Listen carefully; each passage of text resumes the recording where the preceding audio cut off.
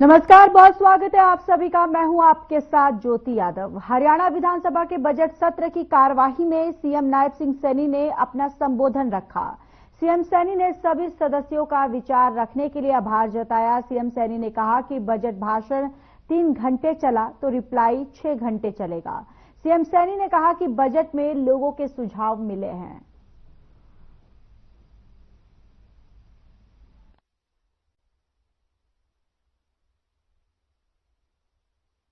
माननीय अध्यक्ष जी,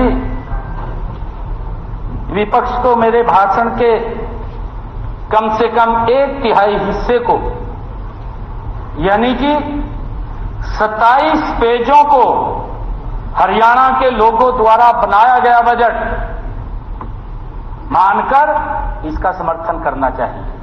जो 27 पेज हरियाणा के लोगों ने दिए, जो उनके सुझाव है माननीय अध्यक्ष जी, उसका समर्थन करना चाहिए इनको। मैं जानता हूं कि माननीय सदस्य हमारे इंदुराज जी नरवाल, जिन्होंने अपने भाषण के अंदर कहा कि ये तो खोखला है, मैं पूछता हूं क्या वे हरियाणा के जनमानस को खोखला मानते हैं? आदरणीय अध्यक्ष जी, विकास सारण हमारे माननीय सदस्य हैं, उनसे मैं पूछता हूं जिन्होंने अपने बजट भाषण के अंदर इस बजट को दिशाहीन कहा, क्या वे प्रदेश के लोगों के अपने विकास के सपनों को दिशाहीन मानते हैं? आदरणीय अध्यक्ष जी, मेरा प्रश्न है श्रीमती रेणु बाला जी से, हमारी विधायिका महोदय, जिन्होंने बजट को निराधार बताया। क्या जनाधार से बड़ा कोई भी आधार होता है माननीय अध्यक्ष जी? आदरणीय अध्यक्ष जी, दुख की बात है जिनका अपना कोई आधार नहीं, वे भी बजट में शामिल जनता के सुझावों को खोखला, दिशाहीन और निराधार बताते हैं। ऐसी टिप्पणी है।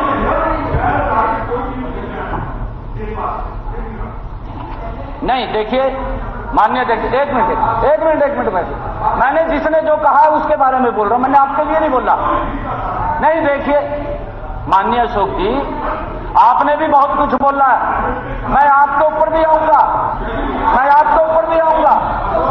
आपने बहुत कुछ बोला है। नहीं, जिसने जो बोला है उनको भी निकाल दो माननीय अध्यक्ष जी। ठीक है, क्योंकि ये बजट माननीय अध्यक्ष जी, ये बजट हरियाणा प्रदेश के जनमानस की आकांक्षाओं का प्रतिबिंब है। बैठिए जी, मुख्यमंत्री जी आप माननीय अध्यक्ष जी, ऐसी टिप्पणियां करने वाले सभी सदस्यों से, माननीय अध्यक्ष जी, ऐसी टिप्पणियां करने वाले माननीय सभी सदस्यों से मेरी प्रार्थना है कि अपने इन आरोपों पर पुनर्विचार कर लें।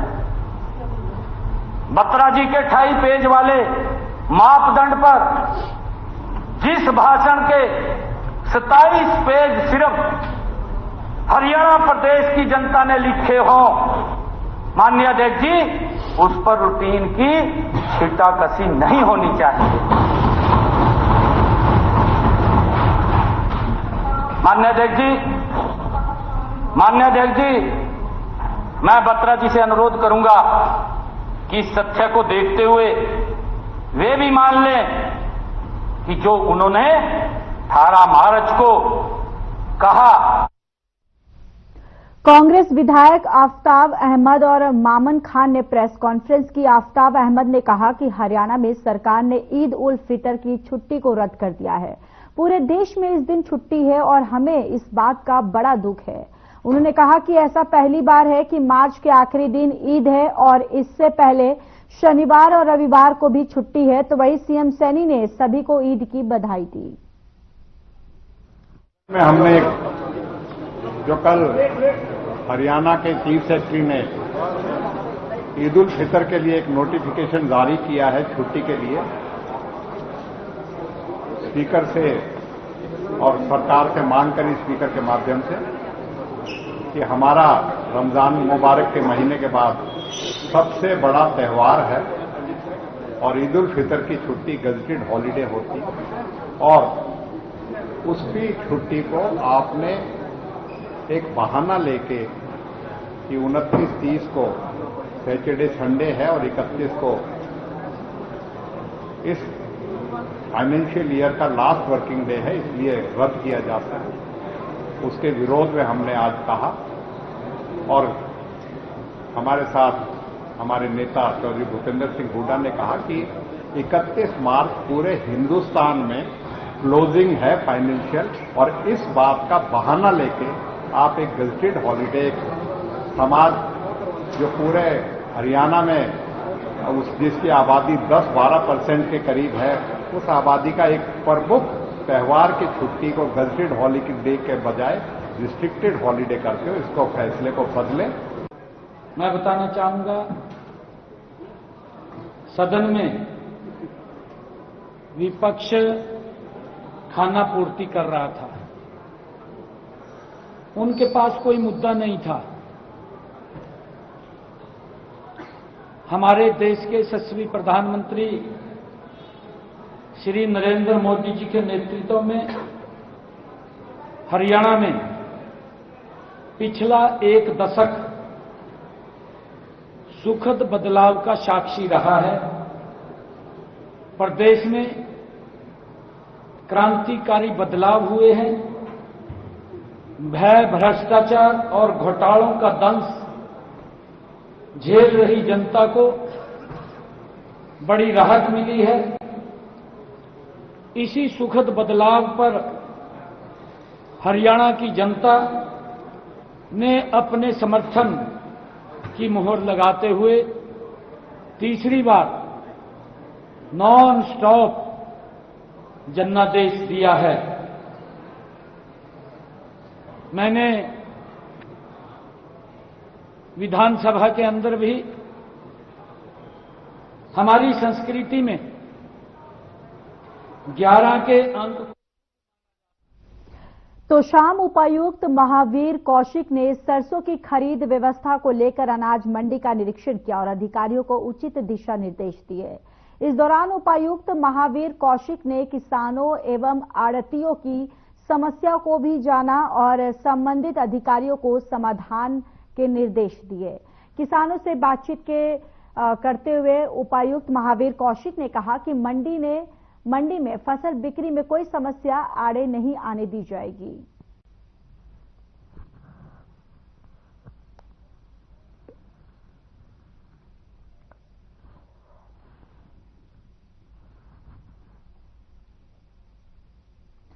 हरियाणा के पूर्व वित्त मंत्री संपत सिंह का बयान सामने आया है। उन्होंने कहा कि हरियाणा पर कर्ज बढ़ता जा रहा है। सरकार 3,52,000 करोड़ का कर्ज होने की बात करती है, जबकि रिजर्व बैंक ऑफ इंडिया के आंकड़ों के हिसाब से हरियाणा पर 3,79,000 करोड़ रुपए का कर्ज है।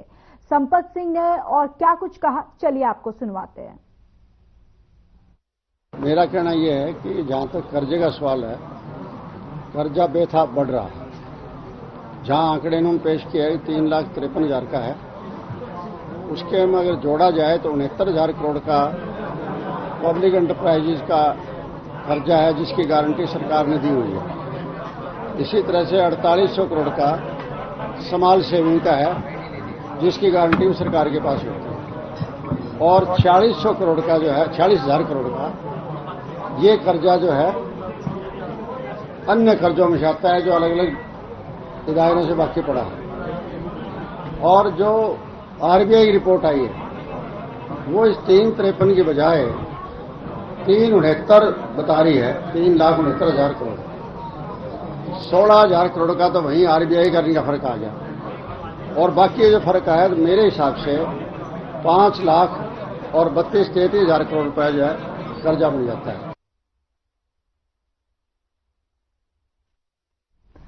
फरीदाबाद में नेशनल एमएसएमई के दूसरे सालाना महोत्सव का आयोजन किया गया। कार्यक्रम में मुख्य अतिथि के रूप में सांसद और वक्फ बिल के चेयरमैन जगदम्बिका पाल ने शिरकत की। उन्होंने कहा कि देश की जीडीपी में एमएसएमई का 30% योगदान है, तो वहीं पटना में वक्फ बिल के विरोध प्रदर्शन को लेकर उन्होंने कहा कि सरकार इसमें अमेंडमेंट करने के और बेहतरीन के लिए इसे ला रही है ताकि गरीब, विधवाओं और बच्चों समेत अन्य को फायदा हो सके।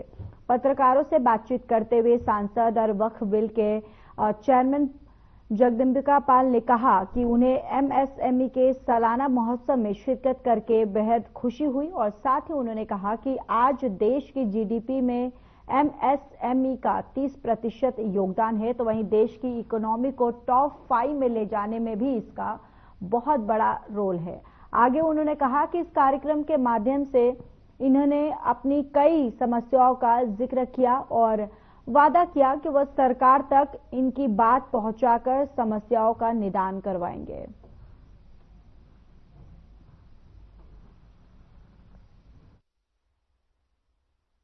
ये आप देखिए कितने लोग यहाँ इंडस्ट्रीज बैठे हैं, ये इसलिए आए हैं, ये इंप्रेस हैं कि गवर्नमेंट की पॉलिसियों को कोई ना कोई इनको बता रहा है। हमारा एम एक ही है कि गवर्नमेंट पॉलिसी को बढ़ चढ़ के लागू कराना, लेकिन सब कुछ ठीक होने के बावजूद भी हमारे में कुछ कमियां जरूर हैं गवर्नमेंट पॉलिसियों में।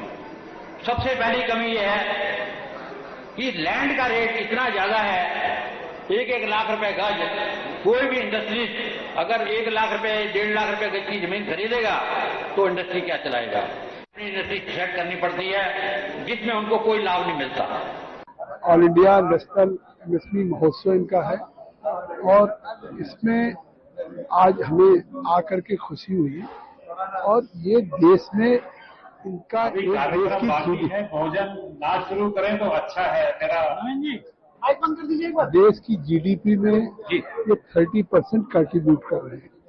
ये देश के इकोनॉमी को टॉप 5 फ्रेजाइल से टॉप 5 लार्जेस्ट इकोनॉमी बनाने में इनका बड़ा योगदान है।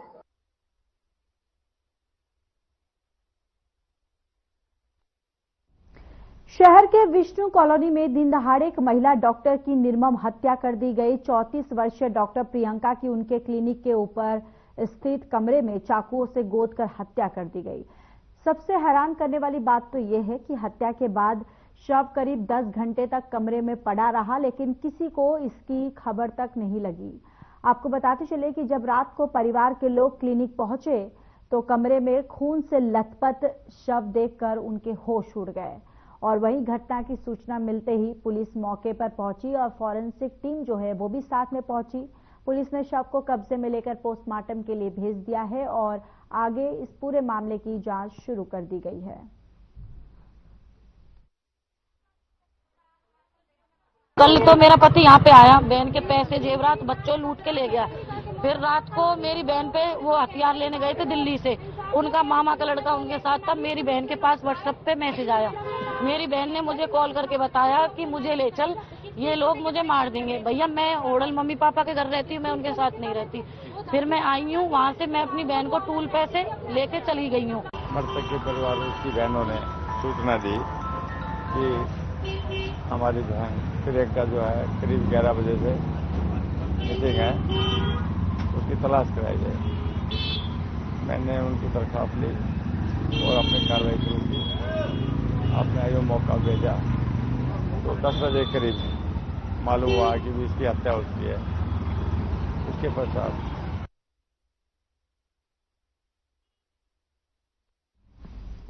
चलिए खबरों में आगे बढ़ते हैं। कुरुक्षेत्र पुलिस ने केशव पार्क में महायज्ञ के दौरान गोली चलाने के दूसरे आरोपी को गिरफ्तार किया।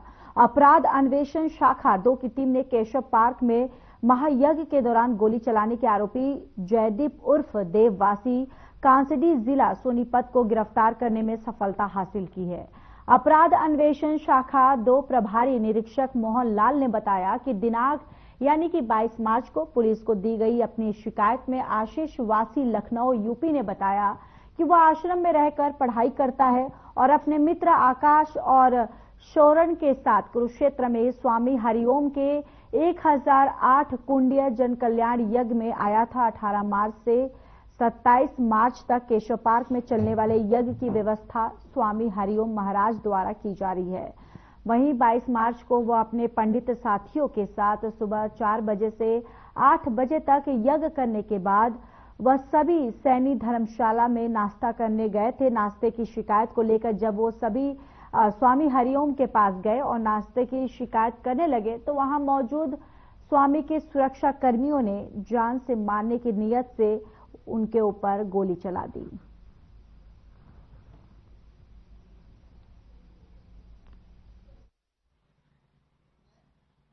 इसमें जो थीम पार्क में 22 तारीख को यज्ञशाला में गोलियां चली थी, उसमें 25 तारीख को हमने देवेंद्र जो गनमैन था रॉबिन का, उसको हमने गिरफ्तार कर लिया था और गिरफ्तार करके उसको कोर्ट में पेश करके 3 दिन के पुलिस रिमांड पे लिया था।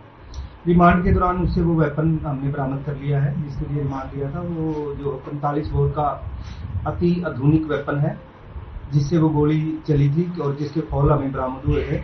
और इसके अलावा जो दूसरा लड़का था, एक और था जयदीप, जो गनमैन था, ये भी रॉबिन का।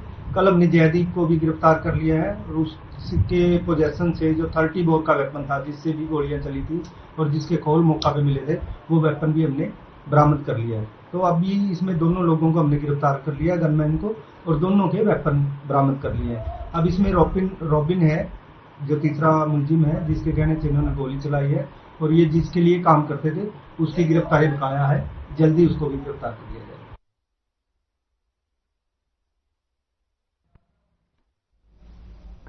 फरीदाबाद जिले की मंडियों में सरसों की सरकारी खरीद प्रक्रिया का जायजा लेने के लिए मार्केटिंग बोर्ड के जोनल एडमिनिस्ट्रेटर और आशुतोष राजन ने दौरा किया है। इस दौरान उनके साथ बोर्ड के मार्केट जिला प्रबंधक और मार्केट कमेटी के सचिव भी मौजूद रहे। निरीक्षण के दौरान उन्होंने बताया कि अब तक हैफेड द्वारा 3000 क्विंटल सरसों की खरीद की जा चुकी है। मंडी दौरे के दौरान आशुतोष राजन ने किसानों से भी मुलाकात की और उनकी समस्याएं सुनी। फसल बेचने के लिए पोर्टल पर पंजीकरण अनिवार्य है और सभी किसानों को इसका पालन करना चाहिए।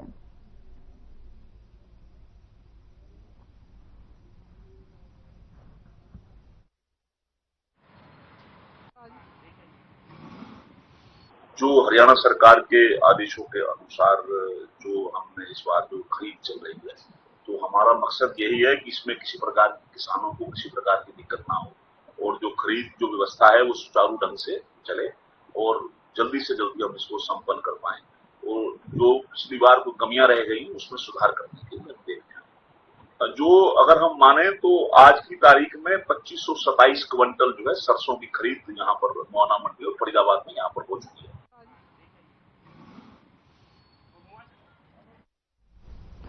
हरियाणा केंद्रीय विश्वविद्यालय गांव पाली महेंद्रगढ़ के रसायन विभाग ने सीआईसी प्रयोगशाला में एक्सआरडी मशीन स्थापित की गई। विश्वविद्यालय में ये सुविधा विज्ञान और प्रौद्योगिकी विभाग डीएसटी द्वारा रसायन विज्ञान विभाग को FIS योजना के अंतर्गत स्थापित की गई है। इस मशीन के माध्यम से दवाइयों से लेकर विकास कार्यों के सैंपलिंग की जांच हो सकेगी। इससे दवाइयों की जांच के बाद असली और नकली का पता चल सकेगा।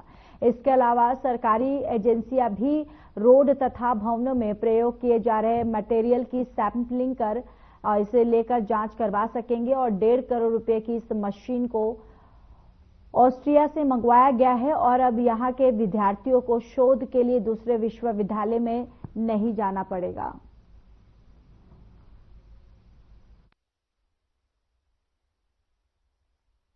जी बिल्कुल हो पाएगी। जो हमारे पास जो इक्विपमेंट आया है वो एक्सरे डिफ्रैक्शन XRD है और उसमें पाउडर XRD बोलते हैं क्योंकि उसमें जो है हम मटेरियल को पाउडर की फॉर्म में और क्या कहते हैं हम थिन फिल्म या और भी किसी फॉर्म में उसमें उसका स्ट्रक्चर के बारे में जो उसमें है उसको हम जान सकते हैं और किसी भी मटेरियल की प्रॉपर्टीज को जानने के लिए कि उसको सुधारने के लिए या उसको कुछ करने के लिए ये महत्वपूर्ण है कि हम उसकी स्ट्रक्चरल प्रॉपर्टी को जानें।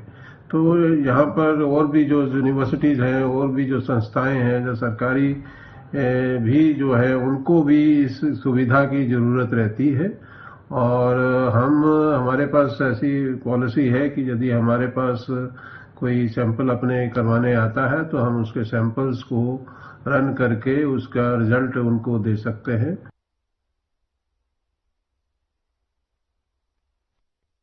पिहोवा में पवित्र सरस्वती तीर्थ पर चैत्र 14 का भव्य मेला श्रद्धा और आस्था के साथ आरंभ हो चुका है। देश भर से पहुंचे श्रद्धालु पवित्र स्नान, पिंडदान और तर्पण से अपने पितरों की आत्मा की शांति के लिए प्रार्थना करेंगे। श्रद्धालुओं के आगमन को लेकर प्रशासन की ओर से तैयारी पूरी की गई है। त्रयोदशी के दिन से ही श्रद्धालु सरस्वती तीर्थ पर स्नान कर पुण्य अर्जित करेंगे। जो श्रद्धालु पहुंचे हैं वो रात भर रुककर सुबह मुख्य स्नान के बाद पिंडदान और तर्पण करेंगे।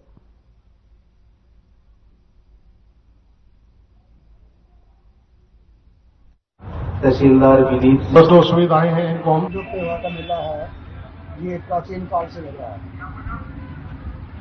जो 1000 साल पहले का यहाँ एक शिलालेख भी लगा है इस मेले के बाद। उस समय ये 5 दिन का मेला होता था, एकादशी से लेके और अमावस्या तक। और यहाँ जो है मेले का रूप जो है लगभग 1 महीने चलता था, जिसमें व्यापारी जो है तरह तरह के व्यापार के लिए आते थे, जिसमें घोड़ा, गधा, पशु, अलग अलग तरीके के अनाज, सभी चीज़ के यहाँ बिक्री होती थी। और पूरा पंजाब लगभग यहाँ पे आता है। और अब जो है मेला सिर्फ पिंडदान के लिए रह गया है। जो तीर्थयात्री हैं पंजाब के वो पिंडदान कराने के लिए आते हैं, जिनकी अवगति से मृत्यु हुई होती है, उनके लिए 3 दिन पिंडदान करते हैं। चैत्र 14 मेले का शुभारंभ आज हो गया है। विभिन्न प्रदेशों से श्रद्धालु इस मेले में आकर के पिंडदान की जो कर्मकांड है वो पूर्ण करते हैं पुरोहितों के माध्यम से। और इसके लिए प्रशासन के द्वारा जो है विस्तृत व्यवस्था की गई है। सिक्योरिटी की जो व्यवस्था है वो चाक चौबंद है। काफी डिप्लॉयमेंट जो है पुलिस विभाग की तरफ से जो है मेले में किया गया है। सीसीटीवी कैमरेज लगाए गए हैं।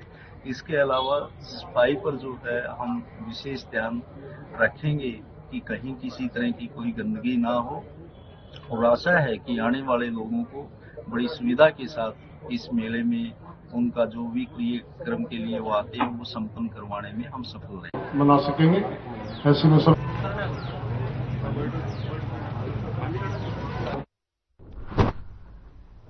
तो देखिए आपको एक खबर पिहोवा से बता रहे, जहां पर मेले का अब यहां पर चैत्र 14 का भव्य मेला जो है उसका शुभारंभ हो गया है, आरंभ हो गया है। और जहां पर सरस्वती तीर्थ पर ये मेले का आरंभ हुआ, जहां मेले में श्रद्धालु जो है वो पिंडदान और तर्पण कर सकेंगे।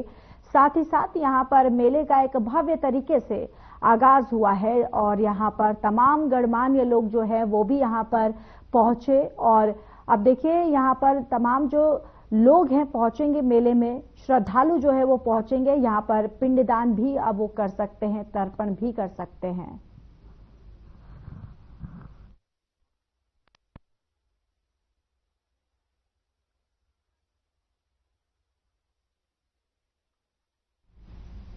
चलिए बुलेटिन में मेरे साथ इतना ही, लेकिन अब वक्त हो चला है हमारे खास कार्यक्रम डॉक्टर राकेश गुप्ता के साथ प्लस माइनस का।